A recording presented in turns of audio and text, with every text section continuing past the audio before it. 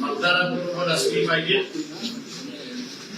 आणि नंतर त्याच्या पक्षाशी आताच जे वागणूक आपलं आहे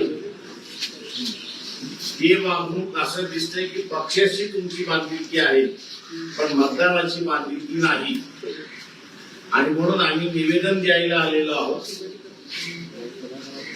की सभागृह चालू आहे. सरकारच्या भूमिकेला न जुमानता सभागृहामध्ये आम्ही आपल्याला आदेश देतोय, मतदार म्हणून आपल्याला असणारा आदेश देतोय की आपण त्या सभागृहामध्ये शिक्षण मंत्री प्रधान जे आहेत त्यांचा राजीनामा तुम्ही मागा.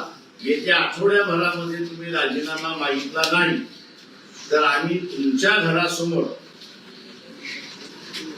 दिल्लीला जे आंदोलन चालले ते चालत राहील पण आम्हाला दिल्लीला जाता येत नाही. पण आमची मागणी किती आहे की शिक्षण मंत्र्यांनी राजीनामा दिला पाहिजे ते आंदोलन आम्ही असताना आपल्या घरासमोर करणार आहोत.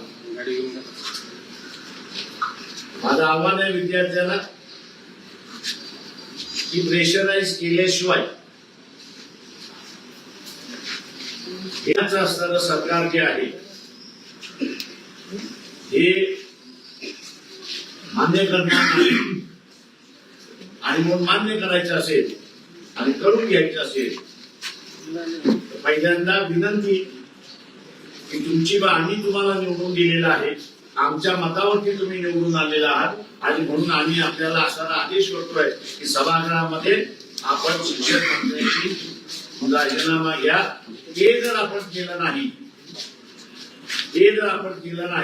तर आठवड्याभराच्या आतमध्ये आम्ही आपल्या घरासमोर निदर्शनं केल्याशिवाय राहणार नाही हा इशारा विद्यार्थ्यांनी निवडून गेलेल्या किंवा नॉमिनेट केलेल्या खासदाराला देण्यात यावा अशी विनंती मी सर्व विद्यार्थ्यांना या ठिकाणी करतो.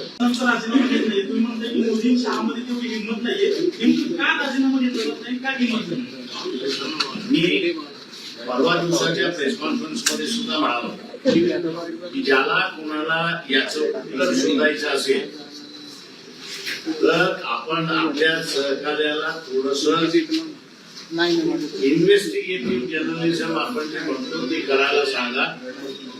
बिहारच्या निवडणुकीचा इन्व्हेस्टिगेशन आपण केलं तर नरेंद्र मोदी, अमित शहा आणि मोहन भागवत हे प्रधानांचा राजीनामा का घेऊ शकत नाही याची उत्तरं तुम्हाला मिळतील. विद्यार्थ्यांना मी विनंती केलेली आहे की तुम्हाला आता आंदोलन याच्यापेक्षा तीव्र करावं लागेल. जंतर मंतर हे सेंटर राहील पण त्याचे सब सेंटर्स हे निवडून गेलेले खासदार, नॉमिनेट केलेले खासदार हे तुम्हाला करावे लागतील.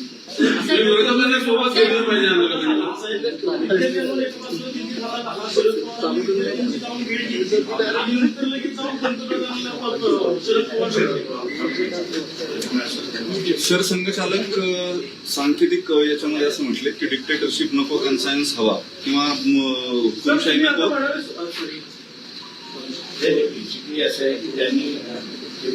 कान पिळले का मोहन भागवतांनी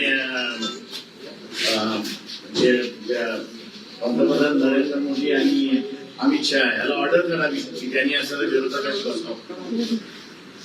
संवाद हवा असं का सांगतात हे?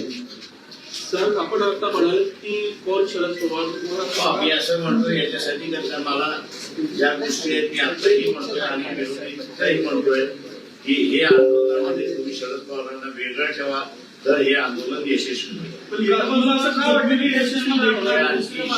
करत नाहीये त्याच्यामुळे याच्यावरती तुम्ही जे मानले त्याच्यावरती Sharad Pawar is not my issue. Sir Sonam Wangchuk यांनी आपलं उपोषण सोडले त्यामुळे तुम्हाला असं वाटतंय का आंदोलनाची तीव्रता कमी होईल? अजिबात झालेली नाही, उलट वाढलेली आहे, फोकस झालेला आहे. एका बाजूला असणारा सोनम वांगचुक यांचं असणारं उपोषण सोडा म्हणून एक प्रकारचं काम करत होता आणि दुसऱ्या बाजूला राजीनामा ह्याच्यावरती करत होता. आता मला वाटतं एक फोकस झालेला आहे आणि तो म्हणजे की आता राजीनामा हा असणारा कॉन्सन्ट्रेट झालेला इश्यू. महाराष्ट्रातील ताज्या बातम्यांसाठी बघत रहा टाइम्स टुडे 18 न्यूज. सोबतच शेअर करा, सबस्क्राईब करा आणि बेल आयकॉन प्रेस करा.